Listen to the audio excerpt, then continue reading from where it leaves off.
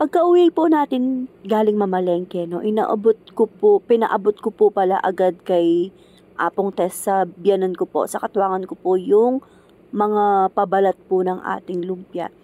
Grabe ang dami po, siyam na order yung aanohin niya, babaklasin niya na pabalat ng lumpia.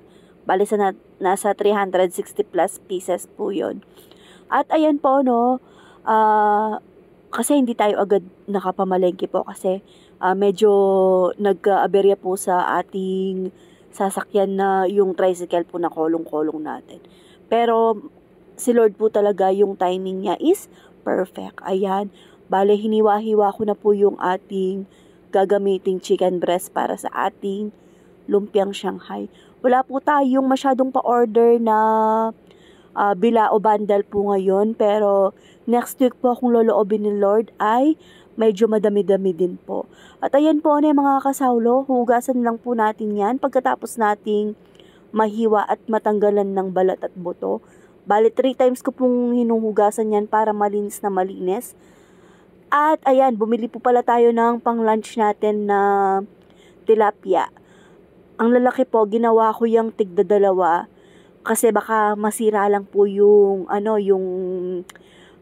isa kung ipapakain lahat natin sa mga bata. Pagkatapos ko naman pong masangkapan yung tilapia, pagkatapos ko po yung inasinan, minarinade muna natin. Dito naman po yung aasikasuhin natin, yung paggagayat po ng mga gagamitin nating gulay para sa ating lumpiang Shanghai. At pagkatapos ko pala yung hugasan yon, ayan, naggiling na tayo. Hindi ko po pinakarami yung laman ng ating meat grinder kasi po mahina lang po tong brand na nabibili natin dito lang po sa atin.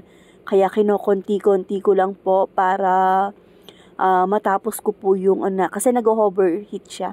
Overheat! At ayan po, pagkatapos po nating mag-grind lahat ng mga gulay natin at saka mga karne po natin, bali sasangkapan ko lang din po yan.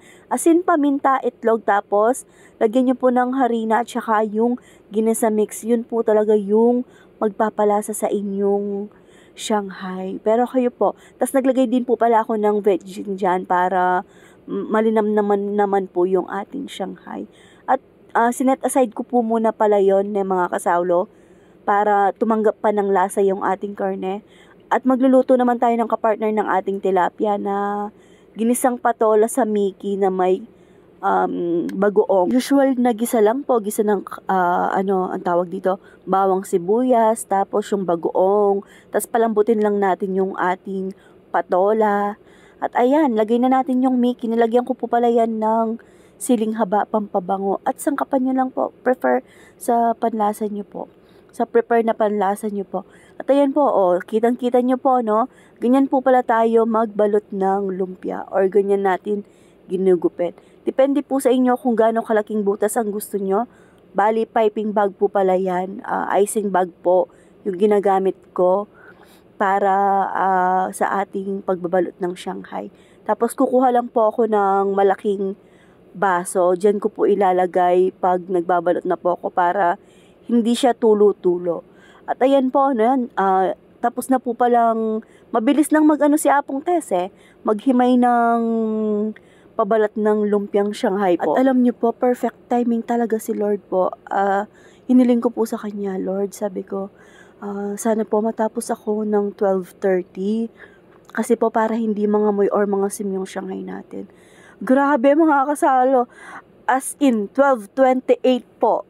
Walang biro, 12:28 natapos po natin tong napakadaming Shanghai po natin. Bali naka 24 po tayo na order. Sa 12 pieces po na Shanghai ay 80 pesos po siya. At agad ko na din po palang ikinling wrap yan. At pagkatapos po nating ikinling wrap yan, nagpatulong po ako sa mga bata.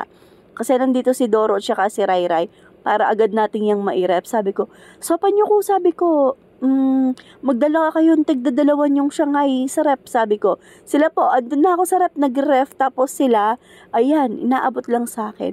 At kinabukasan po pala ay nag-deliver na tayo. May pa-order din po pala tayo na kimchi. Ayan, sabay na nating i-deliver pati yung ating, nagre-resell po tayo ng Birken synthetic po. Ayan, extra income. Kung ano po yung ibigay na pinapabenta sa atin ni Lord, go lang. Basta sa ikakalwalhati po niya at hindi naman masama. At yan po yung pa-order natin for today. Lumpiang Shanghai, kimchi at yung tsinelas.